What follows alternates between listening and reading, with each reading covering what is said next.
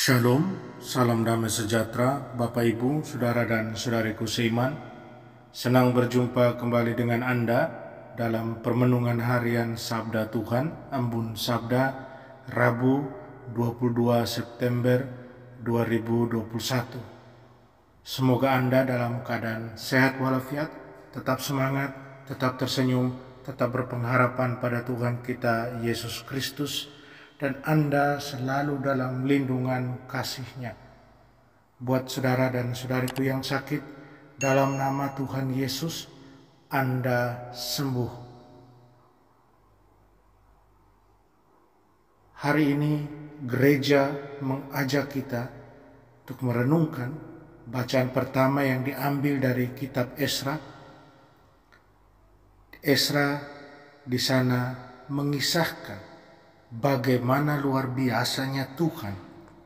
Tuhan yang tidak pernah meninggalkan umat Israel, terkhususnya dalam masa perbudakan.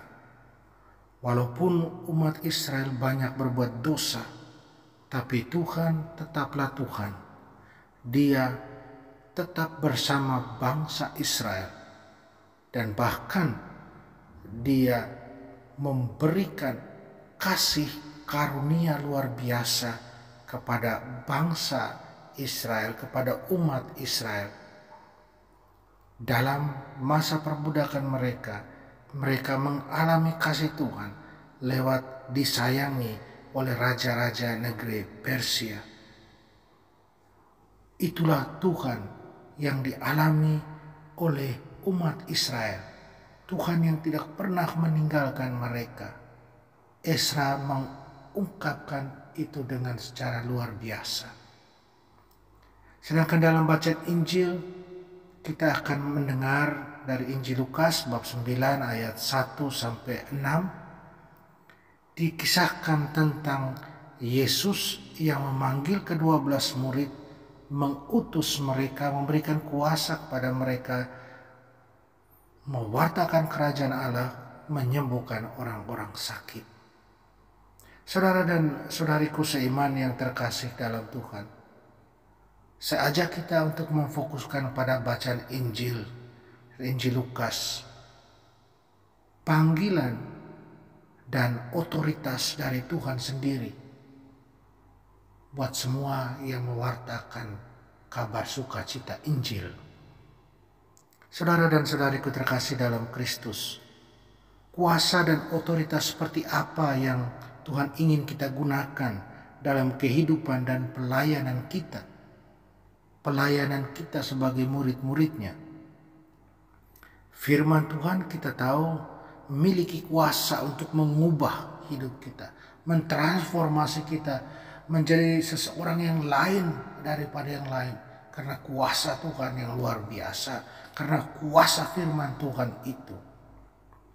Yesus dalam Injil, ketika Dia memanggil ke-12 muridnya, para rasulnya, Dia beri mereka kuasa dan wewenang untuk berbicara dan bertindak dalam namanya. Mengusir roh jahat, untuk menyembuhkan orang-orang sakit, dan untuk mewartakan firman Allah. Ketika Yesus berbicara tentang kuasa dan otoritas, Yesus melakukan sesuatu yang tidak pernah terdengar sebelumnya. Apa itu? Yesus mengawinkan kekuasaan dan otoritas dengan cinta dan kerendahan hati. Dunia dan kedagingan kita sering mencari kekuasaan untuk keuntungan diri sendiri. Ego ada pada diri kita masing-masing. Sehingga ketika kekuasaan dan otoritas itu kita punya, keuntungan diri sendiri lebih sering dicari. Sedangkan Yesus diajarkan yang lain sama sekali.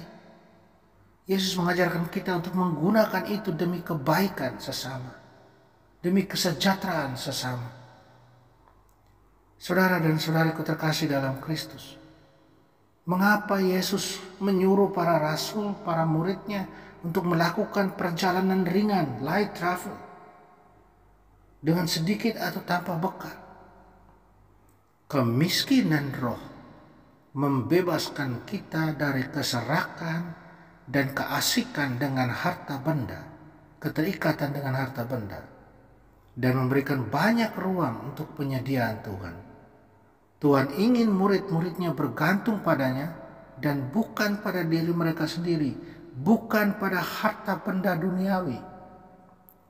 Dia berkehendak untuk bekerja di dalam dan melalui kita masing-masing untuk kemuliaannya. Saudara dan saudariku, apakah kita masing-masing siap untuk bekerja sama dengan Tuhan, berpartisipasi dalam misinya lewat kuasa dan otoritas yang Tuhan ingin gunakan atas namanya dan diberikan pada kita? Tuhan mempercayakan kita dengan karunia dan talentanya. Apakah kita kemudian menempatkan diri kita pada pelayanannya untuk melakukan apapun yang Dia perintahkan kepada kita, dan untuk mewartakan kebenarannya dan kekuatan penyelamatannya kepada siapapun? Saudara dan saudariku yang terkasih, setiap kita yang beriman pada Kristus dan dibaptis, kita adalah murid-muridnya. Itu berarti kita semua dipanggilnya sendiri untuk pergi mewartakan Dia dengan kuasa dan otoritas ilahi yang Dia sematkan pada kita, Dia berikan pada kita.